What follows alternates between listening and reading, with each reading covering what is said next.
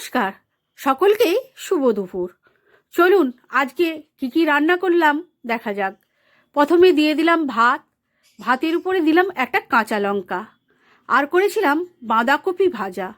বাঁধাকপি ভাজাটা রসুন দিয়ে ভেজে নিয়েছিলাম, আর রেখেছিলাম ডিম ভুনা। ডিম দিয়ে আলু দিয়ে আমি ভুনা বানিয়েছিলাম, পেঁয়াজও দিয়েছিলাম, সেটাও দিয়ে দিলাম। আর রেখেছিলাম ল্যাঠা মাছের ঝাল, এটা জিরে বাটা দিয়ে ল্যাঠা মাছটাকে ঝাল বানিয়েছিলাম। আর সাথে করে নিয়েছিলাম চিংড়ি মাছের তেল ঝাল। চিংড়ি মাছটাকে আমি পেঁয়াজ রসুন কাঁচা লঙ্কা দিয়ে আমি তেল ঝাল বানিয়েছিলাম, সেটাও আমি বাটির মধ্যে দিয়ে দিলাম। উপর থেকে একটু মশলাও দিয়ে দিয়েছিলাম। আর সাথে ছিল চিংড়ি মাছ ভাজা। চিংড়ি মাছ ভাজাগুলোকে আমি দাঁড় করিয়ে দিলাম। দেখে মনে হচ্ছে ভাতটাকে পাহারা দিচ্ছে। আর লাস্টে এক গ্লাস